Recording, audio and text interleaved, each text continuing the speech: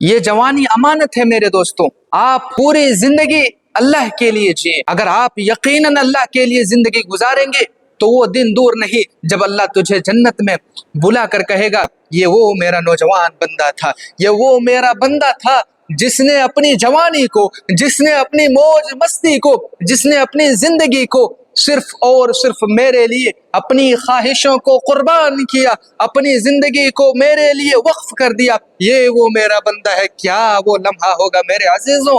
کیا وہ لمحہ رلا نہیں دیتا؟ یہ زندگی کیا ہے میرے عزیزوں؟ زندگی وَمَا الْحَيَاةُ الدُّنْيَا إِلَّا مَتَاعُ الْغُرُورِ كُلُّ نَفْسٍ ذَائِقَةُ الْمَوْتِ۔ اس زندگی سے ہم کیوں دل لگائے بیٹھے ہیں؟ میں یہ نہیں کہتا ہوں کہ زندگی میں آپ نہیں کماؤ، زندگی میں بھی ترقی کرو، زندگی میں بھی کامیابی حاصل کرو، لیکن کب؟ رب کی عبادت کے ساتھ، رب کی بندگی کے ساتھ، اللہ کے نبی صلی اللہ علیہ وسلم کے بتائے ہوئے طریقے پر چلتے ہوئے زندگی کو بھی حاصل کرو۔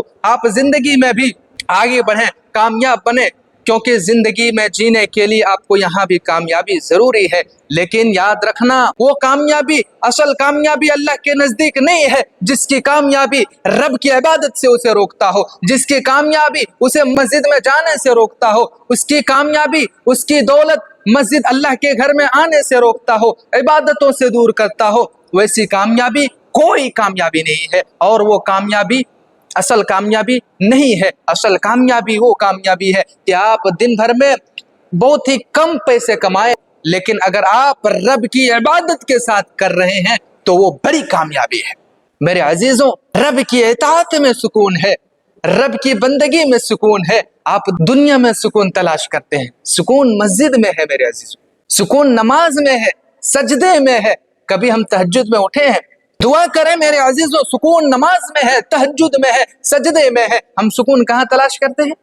پہاڑوں میں سکون تلاش کرتے ہیں، گھومنے جاتے ہیں، انجوائے میں سکون تلاش کرتے ہیں۔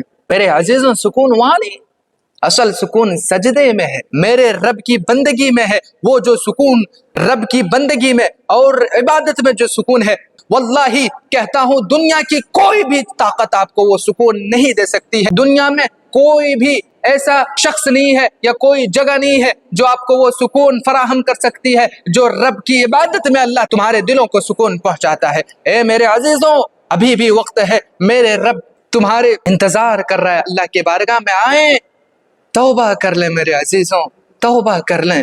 دنیا کے اندر کچھ بھی نہیں ہے، دنیا میں ہمیں یہاں سے ایک دن جانا ہے۔ آپ بارہا ہر بیان میں سنے ہوں گے، کل نفس ذائقۃ الموت، ہر نفس کو موت کا مزہ چکھنا ہے، چاہے جو بھی ہو، کامیابی ہو، دنیا کے اندر جتنا بھی ترقی کر لیں، پوری دنیا کا بادشاہی کیوں نہ ہو، پوری دنیا کو آپ حاصل ہی کیوں نہ کر لیں، آپ کو پھر بھی مرنا ہے، کیونکہ موت سے کوئی نہیں بچ سکتا ہے میرے عزیزوں، موت سے نہ کوئی بچا ہے اور نہ ہی کوئی بچ سکتا ہے۔ اسی لیے عزیزوں اور میرے نوجوانوں، آخرت کی تیاری کرے، جب میرا رب پوچھے گا اس دن کی تیاری کرے۔ اللہ تبارک و تعالیٰ کو جوانی کی عبادت بہت زیادہ پسند ہے، اسی لیے ہم اپنی جوانی کو موج مستی میں اور کھیل کود میں اور بیکار کی چیزوں میں اپنی جوانی کو ویسٹ نہ کریں، اپنی جوانی کو برباد نہ کریں۔ اللہ تبارک و تعالیٰ نے یہ جو جوانی دی ہے بہت بڑی امانت دی ہے، بہت بڑی امانت دی ہے۔ حضرت مصعب بن عمیر جو مکہ کے ایک بڑے امیر باپ کے بیٹے تھے،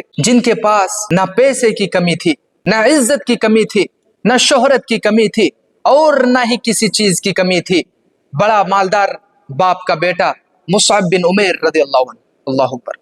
ان کا واقعہ، جب وہ اسلام قبول کیے، پہلے وہ اسلام سے پہلے اتنا امیر تھا، لگژری لائف، پورا اس کا لباس ایسا ہوتا تھا، اس کے جیسا کوئی لباس مکہ کے اندر نہیں۔ وہ خوشبو ایسا لگاتے تھے کہ جب وہ راستے سے گزرتے تھے تو پورا راستہ مہکتا تھا، جب وہ چلتے تھے تو آگے پیچھے اس کے لشکر چلتے تھے، فوج چلتے تھے۔ وہ مصعب بن عمیر رضی اللہ عنہ، سبحان اللہ، جب اسلام قبول کیے، جب انہوں نے اسلام قبول کیا، وہ مدینہ آئے، ان کے بدن پر ایک پھٹا ہوا چادر، اللہ اکبر، وہ بیٹا، وہ مصعب بن عمیر، اللہ کے نبی صلی اللہ علیہ وسلم کہتے ہیں کہ ان کی بستر سے نرم میں نے مکہ میں کسی کا بستر نہیں دیکھا، اللہ اکبر، اور ان کے جیسے قیمتی لباس میں نے مکہ میں کسی کو نہیں دیکھا۔ وہ مصعب بن عمیر رضی اللہ عنہ جب اسلام قبول کیا تو ان کے بدن پر ایک پھٹا ہوا چادر، اور شہید ہو گئے۔ تو نبی صلی اللہ علیہ وسلم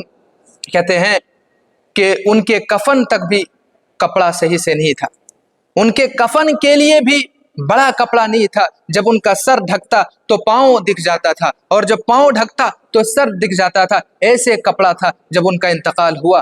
اللہ کے نبی کہتے ہیں یہ وہ مصعب بن عمیر ہے جو اسلام سے پہلے ان کی زندگی ایسی تھی، ان کے جیسا نرم بستر پورے مکہ میں کسی کو نہیں دیکھا، ان کے جیسے اسٹائل اور عیش و عشرت والی زندگی کسی کے پاس نہیں تھی، لیکن پھر بھی اس نے اسلام کی خاطر ساری عیش و عشرت کو قربان کیا، سب کو چھوڑ کر کے انہوں نے اسلام قبول کیا۔ میرے عزیزوں، ہم بھی نوجوان ہیں، اللہ کے لیے ہم نے کیا کیا ہے؟